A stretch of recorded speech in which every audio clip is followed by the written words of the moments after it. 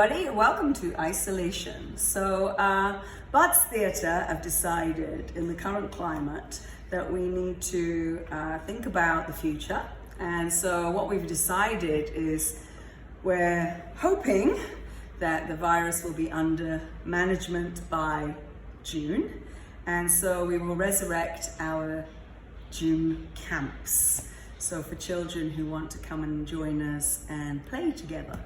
And so we're going to introduce this series of storytelling. So we're going to tell stories and put it online for you to let your children listen to if you want to, and to engage in as best you can. So the first story that we're starting with is a traditional story called Puss in Boots. So let me begin. Once upon a time, there was a miller who had 3 sons. When the miller died, he left the mill to his eldest son and a donkey to his second son. They were able to set to work straight away, but all that was left for the youngest son was his father's cat.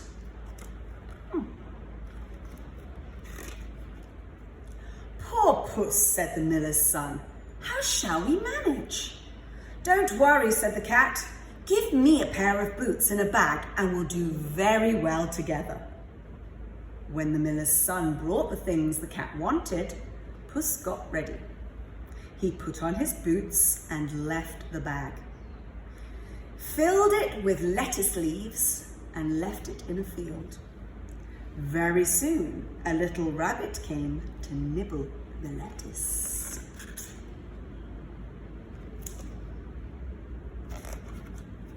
Quick as a flash, Puss caught the rabbit and placed it in his bag and carried it to the king's palace. Your Majesty, said Puss, please accept this fine rabbit as a present from my master, the Marquis of Carabas. I've never heard of him, said the king, but you deserve a treat from the kitchen. A funny king, huh? The next day, Puss heard the king and his daughter will be driving by the river. Master, he said, do what I say and we shall be rich. You must take off your clothes and swim in the river. And you must believe that your name is the Marquis of Carabas. I've never heard of him, said the miller's son, but I'll do as you say, Puss. See, cats are very intelligent creatures. Before long, the king drove past with his daughter, the princess. He was pleased to see Puss again. Your Majesty, said Puss, bowing very low, a terrible thing has happened. My master, the Marquis of Carabas, was swimming in the river when some thieves came and stole all his clothes. Oh, how dreadful, said the king and the princess together.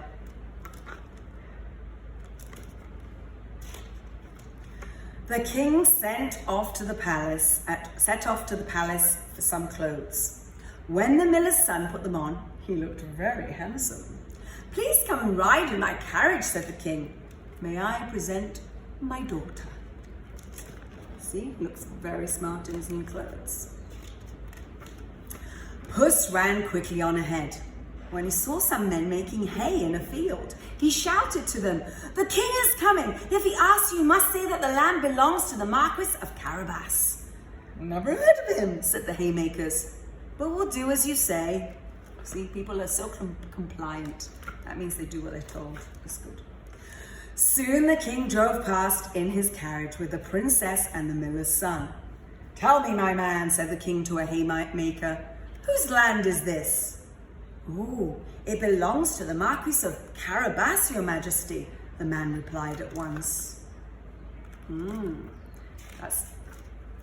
Meanwhile, Puss had found out that the land was really owned by an ogre who lived in a huge castle nearby. Puss quickly made his way to the castle and knocked on the door. Sir, is it true that you're a very good magician? He asked the ogre. The ogre looks very scary. The ogre, who liked to show off, replied, yeah, it's true. I can even turn myself into lion. Quick as a flash, the ogre became a fierce, roaring lion.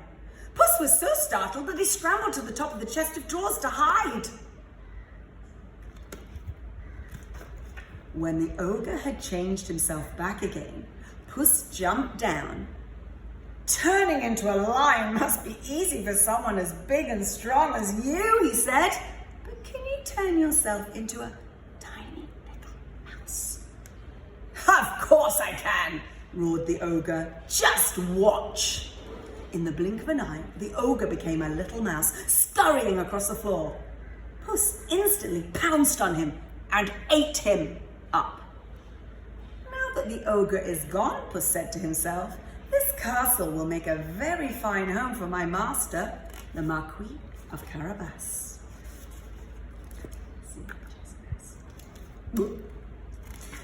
The king was most impressed by the handsome young man who owned such rich land and lived in such a magnificent castle. He would make a fine husband for my daughter, the king said. So the miller's son and the princess and Puss lived happily ever after. And now everyone has heard of the Marquis of Carabas, a handsome young man. And so we would like to thank Ladybird for this story, Puss in Boots. For this particular edition, it's based on the story by Charles Perrault, who is clearly French. And then the animations or the illustrations were by Tony Kenyon. So thank you, Ladybird. We appreciate it. Hope you enjoyed it. See you tomorrow.